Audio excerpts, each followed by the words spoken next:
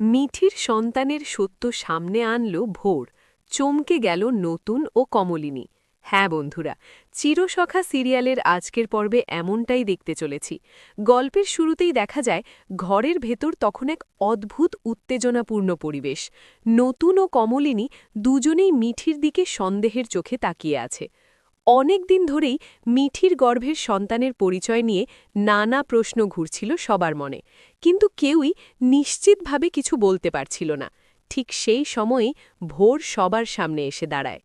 ভোরের মুখে দৃঢ়তা, যেন সে আজ সব রহস্যের শেষ করতে এসেছে। নতুন অবাক হয়ে জিজ্ঞেস করে, ভোর, তুমি এখানে কেন? কি বলতে চাও? ভোর শান্ত গলায় বলে, আজ সব সত্য সবাইকে জানাতেই আমি এসেছি। কমলিনী তখন একটু রাগের সুরে বলে, আর কত নাটক করবে? যদি কিছু জানো স্পষ্ট করে বলো। ভোর তখন ধীরে ধীরে সব ঘটনা খুলে বলতে শুরু করে। সে জানায় মিঠির গর্ভের সন্তানের ব্যাপারে এতদিন যে ভুল বোঝাবুঝি চলছিল তার পেছনে ছিল কিছু লুকানো সত্য। ভোর প্রমাণসহ দেখায় যে মিঠি এতদিন কাউকে কিছু বলতে পারেনি শুধুমাত্র পরিস্থিতির কারণে। সেই মুহূর্তে ঘরে উপস্থিত সবাই নিঃশব্দ হয়ে যায়।